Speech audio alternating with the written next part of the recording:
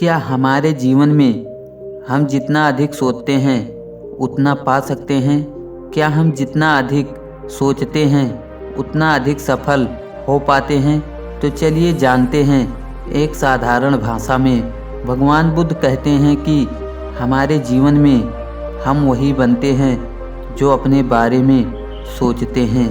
हमारे जीवन में वैसी घटनाएं घटित होती हैं जैसी घटनाओं के बारे में हम सोचते हैं। हम जैसा बनते जाते हैं वैसे ही लोग भी हमसे जुड़ते जाते हैं। यह हजारों करोड़ों लोगों का अनुभूत सत्य है। यह इतना ज़्यादा लोगों द्वारा सोचा परखा जा चुका है कि अब एक वैज्ञानिक तथ्य जैसा ही माने जाने लगा है। अगर कोई अपने जीवन में अपनी स्थिति से असंतुष्ट है तो उसके लिए खुद वही जिम्मेदार है, क्योंकि अनजाने में वह अपने बारे में वैसी सकारात्मक बातें नहीं सोच पा रहा है जैसे कि उसे जीवन चाहिए। दुखों के बारे में सोचकर हमें खुशियाँ भरा जीवन कैसे मिल सकता है? तो जानते हैं इस कहानी से। एक बार गौतम बुद्ध और उनका एक शिष्य वन से गुजर रहे होते हैं। बहुत दूर चलने के बाद भगवान बुद्ध के शिष्य बुद्ध से कहते हैं, बुद्ध क्या हम कुछ देर विश्राम कर सकते हैं? भगवान बुद्ध कहते हैं, अवश्य हमें विश्राम करना चाहिए। और देखो एक बड़ा वृक्ष भी है, हम उसके नीचे विश्राम करेंगे। बुद्ध और उनका शिष्य उस वृक्ष के नीचे बैठ जाते हैं। उनमें से एक शिष्य ने बुद्ध से कहता है, बुद्ध आपने हमसे एक बात कही थी कि हम जैसा सोचते हैं हम वैसा ही बन जाते हैं। कृपया करके इस कथन को विस्तार से समझाएं। बुद्ध कहते हैं, अवश्य, मैं तुम्हें एक छोटी सी कहानी सुनाता हूँ। एक नगर में एक बहुत धनी सेठ रहता था। उसके पास धन की कोई कमी नहीं थी, परंतु फिर भी हर समय धन इकट्ठा करने के बारे में वह सोचता रहता था। एक बार सेठ के घर उसका एक रिश्तेदार आता है। सेठ उसकी खूब खातिरदारी करता है। बातों बातों में सेठ का रिश्तेदार सेठ से कहता है, अरे सेठ जी, हमारे नगर में एक नामगिरी सेठ रहता था। वह आपसे ज़्यादा धनवान था। वह सेठ पूछता है, तुम एक बात बताओ, तुम ये मुझे क्यों कह रहे हो? सेठ का रिश्तेदार कहता है, मैं इसलिए कह रहा हूँ क्योंकि वह अब जीवित नहीं है, वह मर चुका है। सेठ बेचारा धन को इकट्ठा करते करते वह यह भी भूल गया कि मृत्यु नाम की चीज़ भी होती है, सेठ को भी आती है। सेठ उस व्यक्ति से पूछता है, क्यों, क्या कारण हुआ जिससे उसकी मृत्यु हो गई? सेठ का रिश्तेदार कहता है, कारण तो कुछ ना था, अचानक ही उसका बुलावा आ गया और उसको जाना पड़ा। सेठ कहता है, अरे ऐसे कैसे बुलावा आ गया? उसे कोई बीमारी रही होगी। वह व्यक्ति कहता है, नहीं, उसे कोई बीमारी नहीं थी, वह तो अचानक ही मृत्यु को प्राप्त हो गया।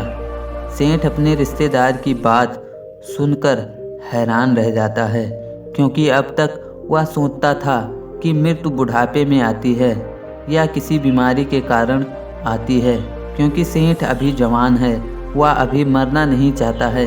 अगले दिन वह रिश्तेदार अपने घर जाता है, परंतु सेठ को एक बहुत बड़ी समस्या दे जाता है। सेठ को भी मृत्यु आ सकती है। सेठ जैसे पहले धन के बारे में सोचता था, अब केवल मृत्यु के बारे में सोचने लगता है कि कहीं मुझे मृत्यु ना आ जाए। समय बीतता है। सेठ बहुत कमज़ोर होने लगता है, क्योंकि वह अब सही से ना खाता है और ना ही पीता है, केवल मृत्यु के बारे में सोचता है। उसकी ऐसी स्थिति हो जाती है मानो कभी भी प्राण निकल जाए। सब उस सेठ की ऐसी हालत देखकर बड़े आश्चर्यचकित होते हैं, क्योंकि उन्होंने देखा था वह सेठ हमेशा खुश रहता था, उसके पास धन की कोई कमी नहीं थी। उस सेठ की हालत देखकर उस सेठ का एक मित्र एक ऐसे सन्यासी को उस सेठ के पास लाता है और कहता है, सुनो, यह बहुत प्रसिद्ध सन्यासी हैं, तुम अपनी समस्या इन्हें बताओ, ये उसका जरूर समाधान बताएंगे। वह सन्यासी उस शेर से पूछता है, क्या मैं तुम्हें पहले भी देखा हूँ, परंतु तुम इतने कमज़ोर कैसे हो गए? कौन सी चिंता तुम्हें खाए जा रही है?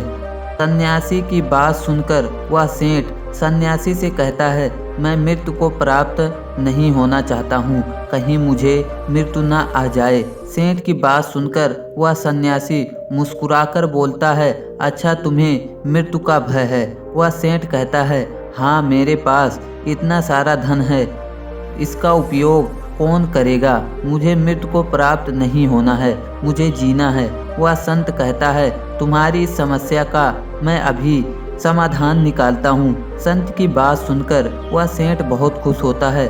उस संत के आगे हाथ जोड़कर कहता है, कृपया करके मेरे इस समस्या का समाधान कीजिए। वह संत उस सेठ से कहता है, मैं तुम्हें एक मंत्र देता हूँ, तुम बस इसका उच्चारण भीतर भी और बाहर भी करना, मतलब मुंह से भी यही मंत्र बोलना है और मन के भीतर भी यही मंत्र बोलना है।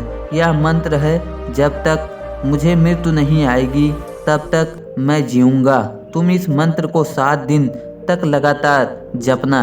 मैं 7 दिन बाद आऊँगा। और वह सन्यासी वहाँ से चला जाता है। 7 दिन बाद वह सन्यासी आता है तो वह देखता है कि सेठ स्वस्थ होने लगता है और सेठ उस सन्यासी को देखकर उनके चरणों में गिर पड़ता है और उनको धन्यवाद कहता है। वह सेठ कहता है, आपके मंत्र ने कमाल ही कर दिया।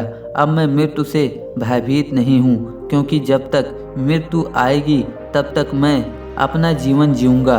पहले मैं मृत्यु के डर के कारण जीवन जी नहीं पा रहा था, परंतु आपके मंत्र ने मेरा जीवन ही बदल दिया। जब तक उस सेठ को दूसरे सेठ के बारे में नहीं पता चला था, तब तक वह केवल धन के बारे में सोचता था और दिन रात उसके धन में वृद्धि हो रही थी और उसका स्वास्थ्य ठीक रहता था। वह अपने जीवन से बहुत खुश था, परंतु जब वह मृत्यु के बारे में सोचना शुरू कर दिया तो वह मृत्यु के करीब जाने लगा और ऐसा शुरू कर दिया तो मृत्यु को प्राप्त हो सकता था।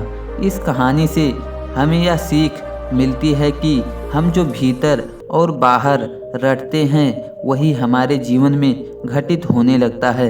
इसलिए हमेशा सकारात्मक सोचना चाहिए।